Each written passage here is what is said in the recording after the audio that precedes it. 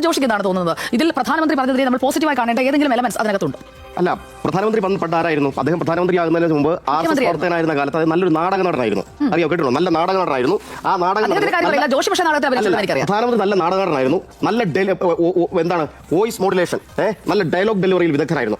ആ ഡയലോഗ് ഡെലിവറിയാണ് ഈ 2016 മുതൽ മേരെ പ്യാരെ ദേശവാസിയോ എന്നൊക്കെ പറഞ്ഞിട്ട് നോട്ട് നിരോധനം നടത്തിയില്ലേ, അതിന്റെ ഒരു തുടർച്ച തന്നെയാണ്. ആ ഡയലോഗ് ഡെലിവറി തന്നെയാണ് സത്യത്തിൽ ഇന്ന് പ്രധാനമന്ത്രി നടത്തിയത്.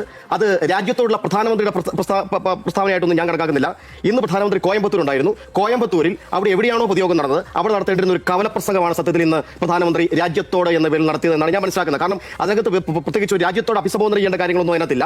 മറിച്ച് ഇന്നലെ തോറ്റുപോയതിന്റെ ക്ഷീണം, ഇന്നലെ പാർലമെന്റിൽ കിട്ടിയ തിരിച്ചടിക്ക് കിട്ടിയ ക്ഷീണം, ഇന്ന് രാജ്യത്തോടുള്ള അഭിസംബോധന എങ്ങനെയാണ് രാജ്യത്തോട് പ്രധാനമന്ത്രി അഭിസംബോധന ചെയ്യുന്നത്? എങ്ങനെയാണ് രാജ്യത്ത് നോട്ട് നിരോധനം വരുമ്പോൾ, ചരിത്രപ്രധാനമായ തീരുമാനങ്ങൾ ഉണ്ടാകുമ്പോൾ ആ സമയത്താണ് സത്യത്തിൽ പ്രധാനമന്ത്രി രാജ്യത്തെ അഭിസംബോധന ചെയ്യേണ്ടത്.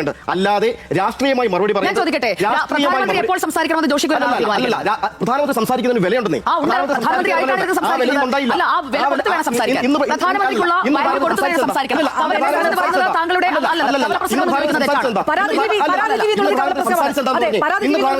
മുഴുവൻ രാഷ്ട്രീയമാണ്. വരുന്ന തെരഞ്ഞെടുപ്പിൽ 23-നും 29-നും തമിഴ്നാട്ടിലും ബംഗാളിലുമായി നടക്കുന്ന തെരഞ്ഞെടുപ്പിനുള്ള മറുപടിയാണ് പ്രധാനമന്ത്രി കൊടുത്തത്. അതിലെന്താണ് പ്രധാനമന്ത്രി പറഞ്ഞത്? കോൺഗ്രസിനെ പലതവണ പേരെടുത്ത് പറഞ്ഞു. പിന്നെ ആരുടെ പേരാ പറഞ്ഞത്? ഒന്ന് TMC ആണ്, ഒന്ന് DMK ആണ്. തമിഴ്നാട്ടിലാരാണ്? DMKക്കെതിരായ മത്സരമാണ് BJP നടത്തുന്നത്. അവിടെ ആരാണ്? ഈ പറയുന്ന തൃണമൂലിനെതിരായ മത്സരമാണ് നടക്കുന്നത്. അതായത് മഹിളാ ശക്തി അല്ലെങ്കിൽ നാരി ശക്തി അല്ലെങ്കിൽ സ്ത്രീ റിസർവേഷൻ എന്ന കോട്ട തീർത്തുകൊണ്ട്, എന്ന പരിചയ തീർത്തുകൊണ്ട് ഇവരെയൊക്കെ പ്രതിരോധിക്കാനുള്ള ശ്രമം. അതായത് വനിതാ സംവരണം നടക്കണം, പക്ഷേ വനിതാ സംവരണത്തിന്റെ മറവിൽ രാഷ്ട്രീയം കളിക്കരുത്. വനിതാ സംവരണത്തിന്റെ മറവിൽ രാഷ്ട്രീയം കളിക്കരുത്. ആ രാഷ്ട്രീയം പൊട്ടിപ്പൊളിഞ്ഞു.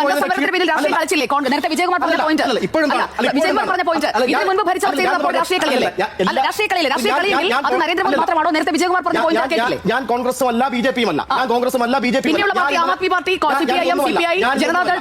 ഞാൻ ലെഫ്റ്റുമല്ല റൈറ്റുമല്ല, ഞാൻ സ്ട്രൈറ്റ് ആണ്. ഒന്നാമത്തെ കാര്യം, ഇന്നലെ പാർലമെന്റ് തോറ്റുപോയതിന്റെ ക്ഷീണം തീർക്കാനാണ് സത്യത്തിൽ. അതുകൊണ്ട് അതെന്താണ് പ്രയോജനപ്പെടുത്തുന്നത് വഴി? അതുവഴി രാഷ്ട്രീയം അങ്ങനെ രാജ്യത്തെ അഭിസംബോധന ഒരു പ്രധാനമന്ത്രിയുടെ